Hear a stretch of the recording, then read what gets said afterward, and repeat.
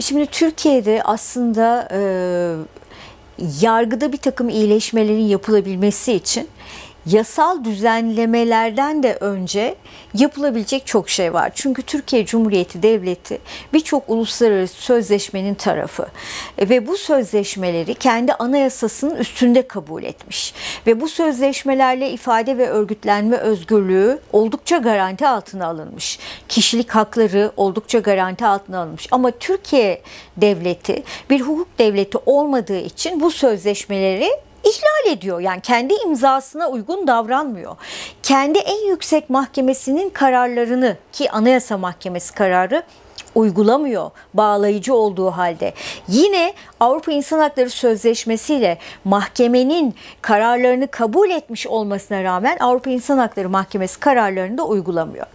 Şimdi biz bunları sürekli insan hakları savunucuları olarak dile getirdik. Ama bu süreçte özellikle bu yeni çözüm süreci diyelim adına, bu süreçte bir takım beklentiler vardı. Bir kere öncelikle hasta mahpusların serbest bırakılması, çünkü İHA'denin raporuna göre 1412 hasta mahpus var cezaevinde ve bunların bir kısmı ağır hasta mahpuslar.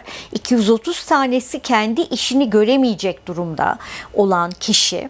Bu nedenle hasta mahpusların serbest bırakılmalarıyla ilgili bir düzenleme bekleniyordu. Bir de infaz yasasında bir değişiklik bekleniyordu. Bunlar ama kısa vadede beklenenler. Bizler İnsan hakları savunucuları olarak şunu hep dile getirdik. Türkiye'nin infaz sistemi son derece çifte standartlı ve ayrımcı. Örneğin siz bir adli mahpussanız, örneğin hırsızlık, dolandırıcılık gibi bir suç işlediyseniz aldığınız cezanın yarısını yatıp cezaevinden çıkabiliyorsunuz. Ama bir siyasi kimliğiniz nedeniyle siz cezaevindeyseniz, milletvekiliyseniz, gazeteciyseniz, yazarsanız ya da öğrenciyseniz, siyasi görüşleriniz nedeniyle cezaevindeyseniz 3/4'ünü yatıyorsunuz aldığınız cezanın. Büyük bir infaz eşitsizliği var. Bunların giderilmesi gerekiyor diye bunları söylüyorduk. Ancak dün çıkan yasa taslağı, yani beklentileri karşılamak bir tarafa, son derece geri ve şaşırtıcı oldu. Çünkü bir taraftan bir süreçten söz ediliyor. Silah bıraktım diyen bir taraf var ve karşılığında bir adım beklenirken böyle bir yasa taslağının çıkması gerçekten de hepimizi çok şaşırttı demeyeyim, ben şaşırmıyorum Türkiye Cumhuriyeti Devleti söz konusu olunca, ama çok fazla insan şaşırdı. Bir de cezaevindeki hasta mahpuslar beklenti içindeydiler doğal olarak. Hasta ve çıkmak istiyor artık cezaevinden. Bunları karşılar nitelikte değil.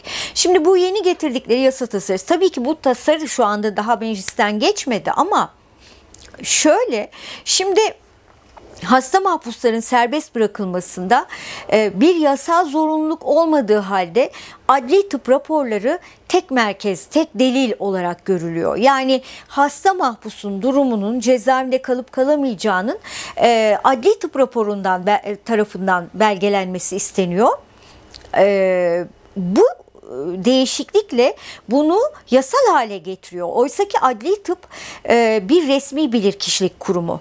Avrupa İnsan Hakları Mahkemesi'nin kararları var. Hem işkence olaylarında hem bu tür hasta mahpusların durumlarının belgelenmesinde bağımsız hekim raporlarının önemine vurgu yapan kararlar var. Yani bize göre hastaneler ya da hekim kurumları, İnsan Hakları Vakfı gibi bu kurumların raporlarının da delil olarak kabul edilmesi gerektiğini biz düşünüyoruz. Ama adli tıbbı bir yasal zorunluluk haline getiriyor bu taslak. Bunun dışında konutta infaz gibi bir belirleme yapmış. Böyle bir şey yoktu daha önce. Bu hasta mahpuslar açısından, tabii ki hasta mahpuslar için şunu da söyleyeyim, bir yasal düzenlemeye bile aslında gerek yok. Hastalıkları raporla tespit edilirse, yani adli tıbbın üzerindeki siyasal iradenin baskısı kalkar ve adli tıp etiğine uygun kararlar verirse birçok hasta mahpus zaten cezaevinden çıkar. Bunun için bir düzenleme bile gerekmiyor aslında. Yasada bir başka sorunlu durum da şu. Şimdi biz hep şundan şikayet ediyoruz. Mesela diyor ki adli tıp rapor veriyor, mesela bu cezaevinde kalamaz artık diye rapor veriyor. Ama gözlem kurulu diyor ki cezaevi gözlem kurulları toplum açısından tehlike oluşturmaktadır diyor ve bırakmıyor. Bu insani hukuka tamamen aykırı, tam tersine bir düşman hukuku uygulaması. Maalesef ki getirilen yasa değişikliğinde bu yine yerini koruyor. Yani ve yasalaştırıyorlar bunu. Bu da geriye gidiş bana göre. Bu tabii onların açıklamalarına göre bazı suçlardan yargılananlar için konulmuş. Özellikle işte bu cemaatten yargılananlar için öyle açıklıyorlar. Bunun dışında ağırlaştırılmış müebbet cezası alanlara hasta mahpuslarla ilgili bu değişiklikleri uygulamayacaklar. Bu da anayasanın eşitlik ilkesine aykırı. Hangi nedenle yargılanırsanız yargılanın, aldığınız ceza ne olursa olsun, eğer hastaysanız burada bir ayrım yapılamaz. Bu da son derece ayrımcı bir yaklaşım. Bir de bence bu yasal değişikliğin en önemli yanlarından biri, bu yasa zaten korku toplumu haline getirilmiş bu toplumu daha da korkutmaya yönelik. Şöyle ki, şimdi diyelim ki siz bir sokakta basın açıklamasına katıldınız. 2911'den yargılandınız. Küçük bir ceza aldınız. Diyelim ki 2-3 ay bir ceza aldınız. Normalde bu cezanın hani toplumda bilinen tarzı söylemiyle yatarı yok deniyor ya. Girmiyorsunuz cezaevine. Belli 2 yıla kadar olan cezalarda. Ama bu yasa şunu getiriyor: siz 1 ay bile ceza alsanız en az 5 gün cezaevine gireceksiniz. Yani onda bir koşulu getiriyor ve insanlara diyor ki artık sokağa çıkma, hiçbir basın açıklamasına katılma, protesto gösterisine katılma, hapse gireceksin, kurtarmıyorsun. Yani hiçbir şey seni kurtaramaz hapse girmekten anlamına geliyor. Bu da bence ifade ve örgütlenme özgürlüğü önüne çok büyük bir engel koymayı amaçlıyor. Kesinlikle sindirmeye ve korkutmaya yönelik, üstelik ki bir çözüm süreci nedeniyle çıkarıldığı toplumda kabul edilen bir yasaydı, yasa taslağı, ama çözüme ilişkin ya da barış umutlarını yeşertecek hiçbir yanı yok bu yasanın.